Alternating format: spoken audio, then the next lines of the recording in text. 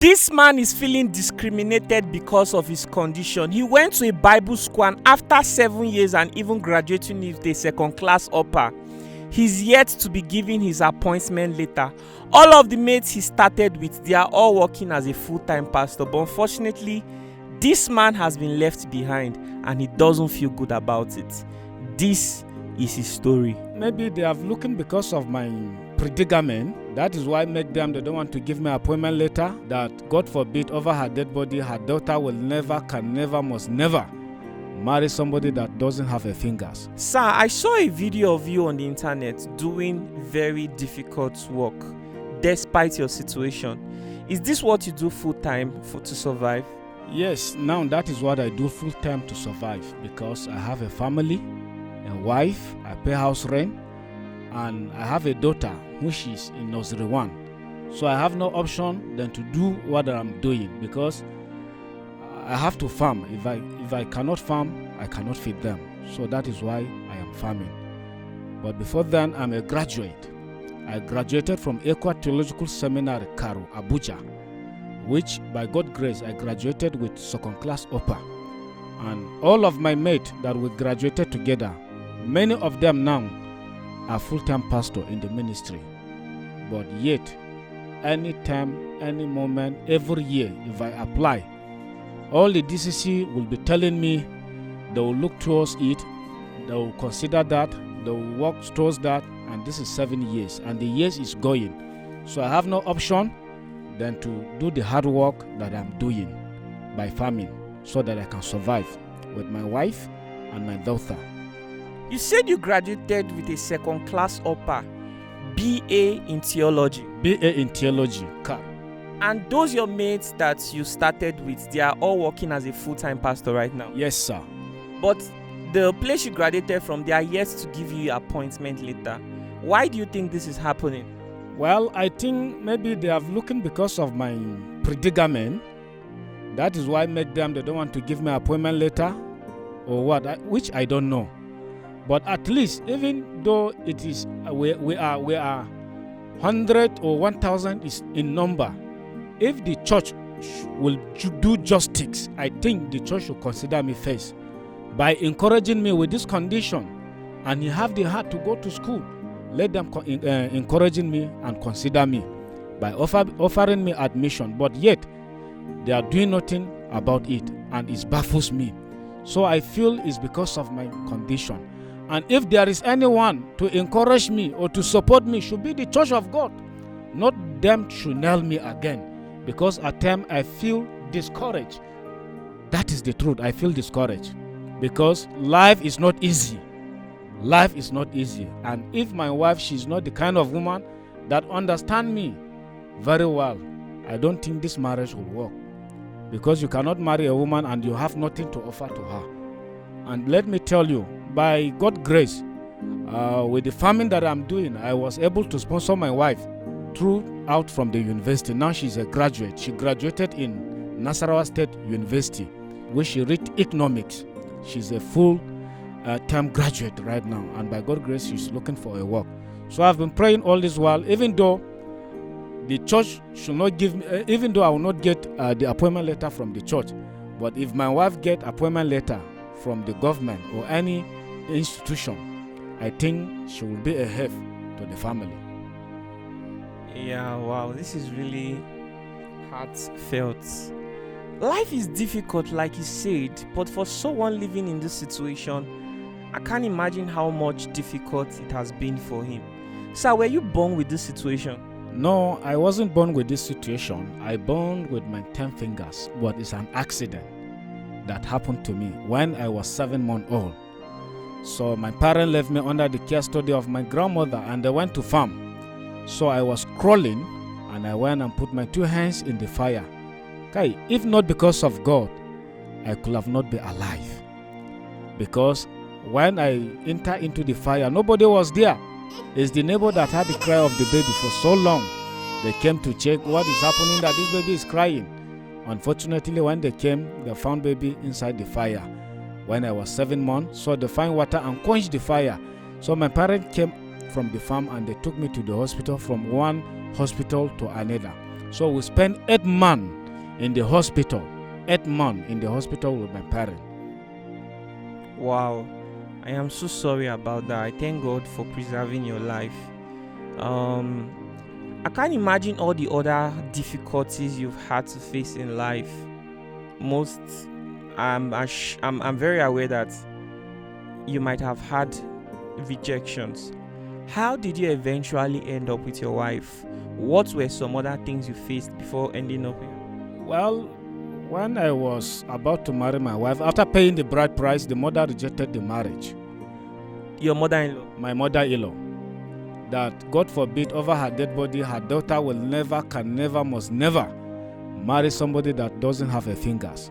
But I thank God for my wife, because she stood by convincing the mother that this young man did not born like this. It's an accident that happened to him, which the accident can happen to any other person. So please, mother, by looking the condition of this young man, you have to glorify God. By looking the condition of this young man, you have to know that God is exists. By looking the condition of this young man, you have to thank God on behalf of his life. Because seeing somebody like this, you know that yes, God is really at work. So she kicks against the marriage. And she further by saying, if the daughter end up marrying me, we will never hear the cry of baby. But today, to glory be to God, we have a kid now. And by God's grace, another one will soon come. So that is what happened. You know, there is a saying that if you cannot join them, you beat them. So she have no option by accepting us as the end, by apologizing for all the wrongs that she have done to us, that people misleading her. And that is why she did what she did. That is what happened. But now, we and her, we are in a good condition. We are friends. I am a son-in-law to her right now, and she is a mother-in-law to me. Wow. This is really inspiring. I thank God for your life. Not so many persons who are in similar situations are even fortunate enough to test the fruits of marriage. You know, the agreements that we are coming publicly to join ourselves together. Not too many persons have had that privilege, especially people living in similar condition, because we live in a world that stigmatizes people like this. You know, something I admire about you is that you have confidence. And you see, and a confident man is a great man. If you want to achieve greatness in this life, be a very confident person. Because if the devil wants to bring you down, the thing he attacks the most is your confidence. He makes you begin to doubt yourself. Even in places where you are supposed to excel, you begin to ask yourself if you really even measure up. Some of you are meant to do great things in life, but the only thing limiting you is your lack of confidence, your fear of how you'll be judged. This man has an inspiring story. He wants to be a pastor. He wants to serve God. He wants to bring people to the Christendom. But unfortunately, he's having issues getting his approval, unlike his other mates. And he's not giving up. You can see the video of him here. This is the kind of work he has to do to put food on the table and put food for his family. Every day I go on Instagram, you see Tunde not posting videos of people who are buying cars worth 1.3 billion naira. People are going to the club to spend $50,000 in just one night. Some people spend just up to 20 million naira to buy one trouser. This life is not balanced. And you see, one thing that makes me happy, because sometimes I get sad. I know most of you are always listening to me interviewing people, but sometimes life can be really difficult. You know what I used to console myself? None of us will make it out of this world alive. None of us. So, if you are having whatever it is you are lacking in your life, I just want you to enjoy all the things you can. For example, your marriage. I like the fact that you are putting in good effort to keep your home, together and happy. And I pray that God is not going to forsake you. my advice is for you to enjoy all the things that are available to you now while you're chasing all the other things you need. I don't want you to be sad. You are an adult now. Maybe there are moments where sometimes you feel sad, sometimes you feel frustrated. Maybe you don't want to mention it now, but I just think it's right for me to tell you that, okay? If you are watching this video right now, you think there's any opportunity you have for this young man. He graduated from theology with a very good result, and his dream is to become a pastor. Hopefully, if he becomes a pastor, maybe a full-time pastor, an assistant pastor, whatever, he can get paid and he'll be able to take care of his family. If you have any opportunity for this young man, please reach out. I don't like calling people's phone number. I've told myself many times that I would stop calling people's phone number in my videos, but whenever I listen to certain stories, I just don't want that person to lose the opportunity that they are likely to get if their story is being shared. Would it be okay for me to ask to call you? Do you want to drop your number? Yes, sir. Okay, please call it. 080 70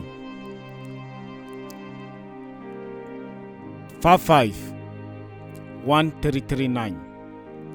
080 70 55 1339. Is this number registered on WhatsApp? Yes, sir. That's my WhatsApp number. All right. So if you have a church, and you would like to employ this man, I'm sure he will be happy to consider your offer. And also, the wife just graduated from school. If there's any available opportunity for her to get employed, please reach out to this family. Let's support them in every possible way that we can. His story is inspiring, and I love hardworking people. I love to tell the stories of hardworking people. You know, I drive out most times and I see all kinds of people come to me and say, "Oh, Lucky, I see all the beautiful things you do. Please, I need help." And when you look at their story, they are just not doing anything with their life. But you, instead of just being idle, you have so many reasons to complain. You know, you have evidence to prove that this is why you are not doing anything, but you did not let that stop you. You also have to work to make sure you're able to provide for your family. And you are not trying to what's that in, blackmail your wife that, they have not been called to work, so because of that I'm not able to do anything. You are trying your best that you can. I'll advise you to continue to love your wife. Hold her tight. The both of you should hold your hands every day. Make prayers. God in heaven, he will answer. Okay, so if God sends the first person and his heart is hardened, he will send more persons, just like what happened. You see, the story of the Good Samaritan. A lot of people passed him by, but somehow one person must stop to help you. Okay, the world is a beautiful place. I just want you to feel encouraged. Remember, none of us will make it out of this world alive. So all the things you can enjoy right now, enjoy it to the fullest. And I want to encourage people, there is ability in disability. No matter how your condition, no matter how the challenges that you are, God must have something for you doing. So don't look down on yourself. Don't think that with your condition you cannot make it. You need to make a move. When you make a move, actually, God will always be there to see you through. Because I believe what God cannot do does not exist. So I am encouraging, most especially, people that sitting down without doing anything. By all means, find something doing for yourself. Because when this accident happened to me, many people think that was my end. In fact, some are even telling my parents, this boy will be a liability to you. Why can't you just him or take him to the hospital so that they will give him injection Nicodemously so that he will die? My parents said, no, the God that left him with this condition, he will know how he will take care of this boy. I wash my clothes. I cook for my wife at times if she's tired. I write, I farm. So I am encouraging people that we should wake up. Don't allow your condition or your situation to weigh you down. Believe in God and trust in Him. you will make it. Thank you. Thank you so much. My brothers and sisters, time is what stops everything from happening at once. Let us be encouraged. The future is bright, okay? If it's not happening now, it might happen later. Let's say bye to our viewers. Thank you so much for watching this very episode, and bye.